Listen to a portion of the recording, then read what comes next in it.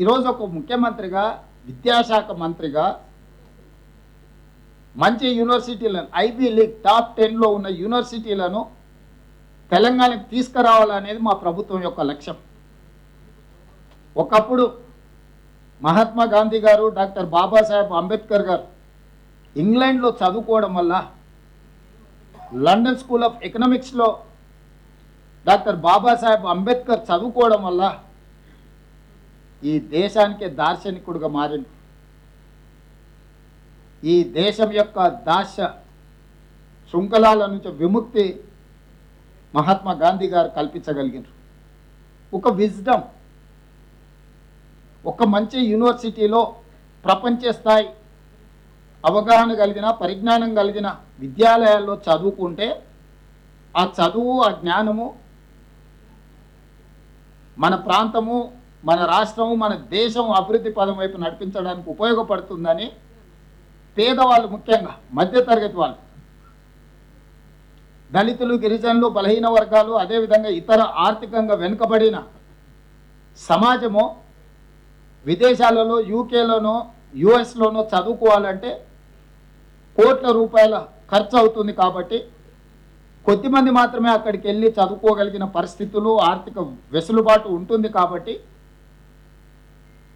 ఈరోజు మనం foreign scholarships కూడా ఇచ్చి ప్రోత్సహించినా అది సరిపోవడం లేదు. కాబట్టి ఆ యూనివర్సిటీలను, ఆ క్రీడా మైదానాలను ఇక్కడికి తీసుకురావాలని, అవి ఇక్కడికి వస్తే ఈరోజు పదుల్లో విదేశాలకు వెళ్ళే వాళ్ళు వేలల్లో మన దగ్గర చదువుకోవడానికి అవకాశం ఉంటుంది. ఒక మంచి క్రీడాకారులను మనం తయారు చేయడానికి అవకాశం ఉంటుంది.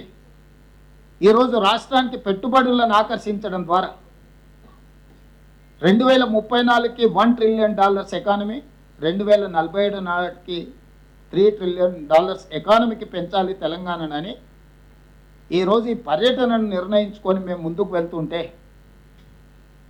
తెలంగాణ రాష్ట్ర ముఖ్యమంత్రికి అనుమతి నిరాకరించడం వ్యక్తిగా రేవంత్ రెడ్డి అనుమతి నిరాకరణ కాదు. ఇది 4 కోట్ల తెలంగాణ ప్రజలకు జరిగిన అవమానము, తిరస్కరణ.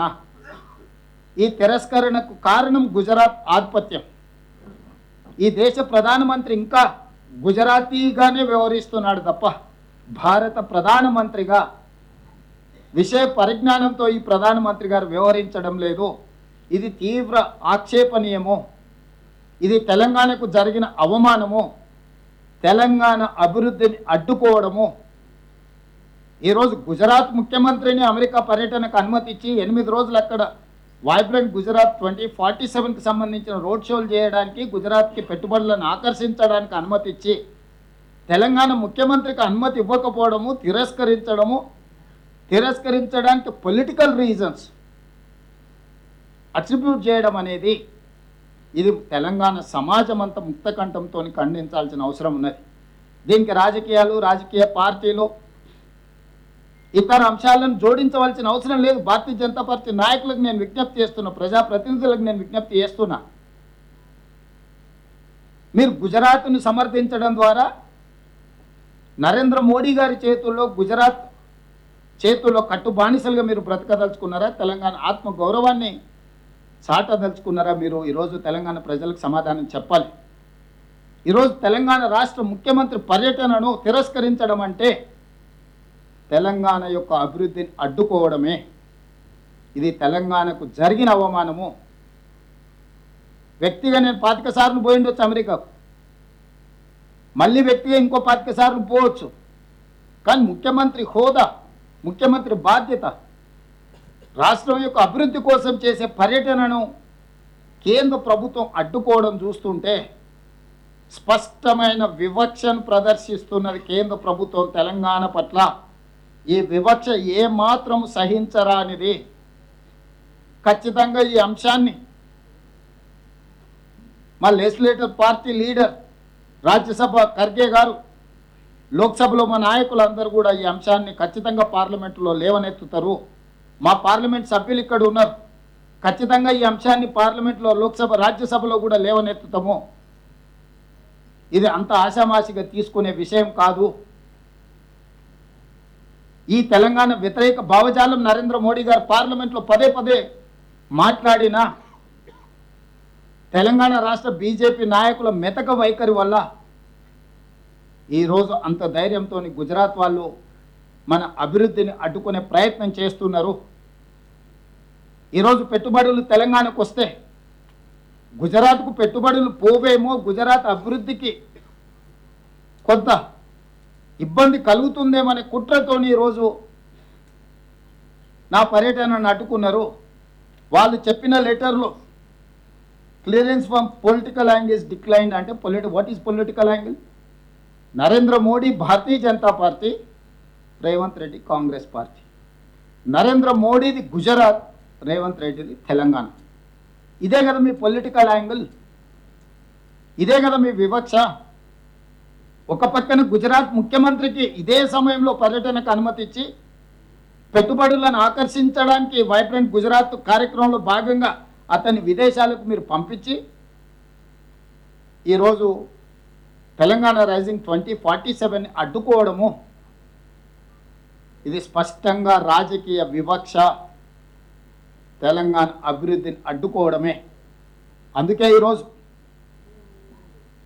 విదేశంలో ఉన్నప్పుడే నేను స్పందించి ఉండొచ్చు, కానీ విదేశాలలో వేదిక మీద నుంచి మాట్లాడితే అగో చూసిన వారు దేశద్రోహి, విదేశాలలో భారతదేశ గౌరవానికి భంగం కలిగించిండ్రు అని మళ్ళీ అవగాహన లేని మాటలు మాట్లాడతారని చెప్పి ఈరోజు ఇక్కడికి వచ్చిన తర్వాత ఇంతమంది మొత్తం మంత్రివర్గము, పార్లమెంట్ సభ్యులు, శాసనమండలి సభ్యులు, శాసనసభ్యులు అందరం ముక్త కంఠంతో కేంద్ర ప్రభుత్వ వైఖరిని ఖండిస్తున్నాము.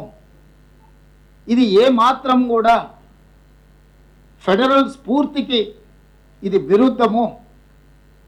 ఫెడరల్ స్ఫూర్తిని దెబ్బతీసే విధంగా వ్యవహరిస్తున్న నరేంద్ర మోడీ గారి వైఖరిని మనమందరం కూడా ఖండించాల్సిన అవసరం ఉన్నది.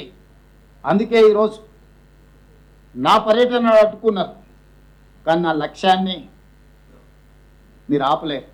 అందుకే అధికారులను అమెరికాకు పంపించిన. ఆక్స్ఫర్డ్తో మన అధికారులు ఒప్పందాలు చేసుకోబోతున్నారు ఇవాళ రేపు.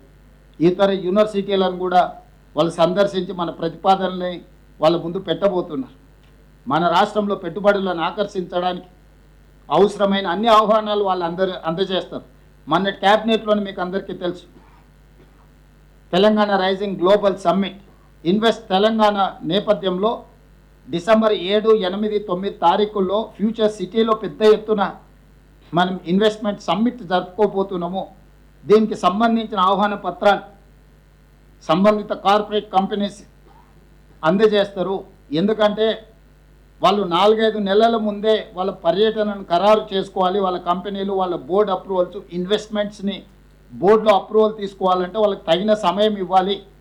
అందుకోసమని ఇంత ముందస్తుగానే యుఎస్ పర్యటనలు పెట్టుకొని విద్యా సంస్థల్ని, క్రీడా సంస్థల్ని, పెట్టుబడులు పెట్టి ఉద్యోగ ఉపాధి కల్పించే సంస్థల్ని ఆహ్వానించడానికి ఒక ప్రత్యేకమైన పర్యటన పెట్టుకొని మేము వెళ్ళడం జరిగింది. చివరిగా ముఖ్యమంత్రి గారి పర్యటనలో స్పష్టత లేదంటున్నారు. నేను మీడియా మిత్రులకు ఒక మాట చెప్పదలుచుకున్నా. ఎనీ అఫీషియల్ విజిట్ భారత రాయబార కార్యాలయానికి సంబంధించిన అధికారులు స్వయంగా పర్యవేక్షిస్తారు.